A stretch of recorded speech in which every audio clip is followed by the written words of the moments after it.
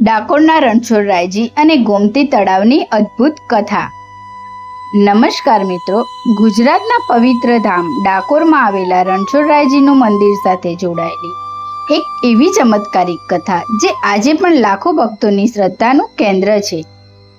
કહેવાય છે કે એક વખત ભગવાન શ્રી કૃષ્ણ ગોમતી તળાવમાં છુપાઈ ગયા હતા, પરંતુ તેઓ શા માટે છુપાયા, કોણે તેમને શોધી રહ્યું હતું અને આ ઘટનાએ ડાકોરને કેવી રીતે વિશ્વ પ્રખ્યાત તીર્થધામ બનાવી દીધું, તો ચાલો જાણીએ આ અદ્ભુત લોક પ્રચલિત કથા.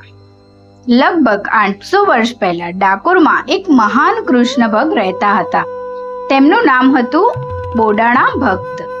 બોડાણા દર 6 મહિને પગપાળા દ્વારકા જતા અને ભગવાનના દર્શન કરતા હતા. ઉંમર વધતી ગઈ, શરીર નબળું પડતું ગયું, છતાં તેમની ભક્તિમાં કોઈ ઘટાડો આવ્યો નહીં. એક દિવસ દ્વારકામાં ભગવાનને બોડાણાએ સ્વપ્નમાં દર્શન આપ્યા અને કહ્યું, હવે તારે વૃદ્ધાવસ્થામાં વારંવાર દ્વારકા આવવાની જરૂર નથી, હું તારી સાથે ડાકોર આવીશ. આ સાંભળીને બોડાણા આનંદથી ભરાઈ ગયા હતા. કેટલાય સમય પછી ભગવાન દ્વારકાના મંદિરમાંથી બોડાણા સાથે ડાકોર તરફ પ્રસ્થાન કર્યું. જ્યારે દ્વારકાના પૂજારીઓને ખબર પડી કે ભગવાનની મૂર્તિ ગાયબ છે, ત્યારે તેઓ ખૂબ ચિંતિત બન્યા.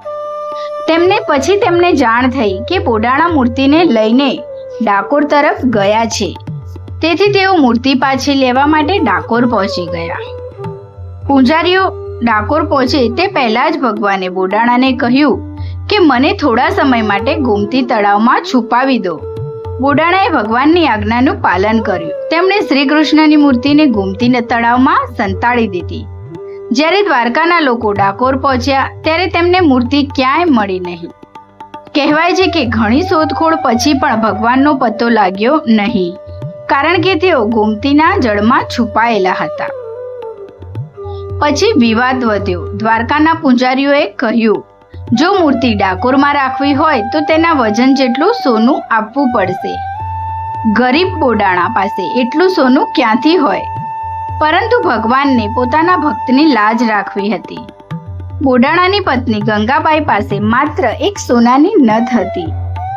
જ્યારે તોલામાં એક બાજુ ભગવાનની મૂર્તિ અને બીજી બાજુ નથ મૂકવામાં આવી ત્યારે ચમત્કાર થયો. નાની એવી નથનું વજન ભગવાનની મૂર્તિ જેટલું થઈ ગયું. આ જોઈને સૌ કોઈ આશ્ચર્યચકિત થઈ ગયા. ત્યારબાદ ભગવાન રણછોડરાય સ્વરૂપે ડાકોરમાં સ્થાયી થયા અને જ્યાં ભગવાન થોડા સમય માટે સંતાયા હતા તે ગોમતી તળાવ આજે પણ ભક્તો માટે અત્યંત પવિત્ર સ્થળ માનવામાં આવે છે. દર વર્ષે લાખો શ્રદ્ધાળુઓ ડાકોર આવીને રણછોડરાયના દર્શન કરે છે અને ગોમતી તળાવની પરિક્રમા કરે છે. તો મિત્રો, આ કથા ડાકોરની લોક પરંપરા અને ભક્તિ ગ્રંથોમાં ખૂબ જ પ્રસિદ્ધ છે. ઐતિહાસિક રીતે ગોમતી તળાવમાં ભગવાન રિસાઈને છુપાયા હતા એવો સ્પષ્ટ પુરાવો ઉપલબ્ધ નથી, પરંતુ લોકમાન્યતા અનુસાર ભગવાનને પોતાના ભક્ત બોડાણાની રક્ષા કરવા માટે ગોમતીમાં સંતાઈને લીલા કરી હતી.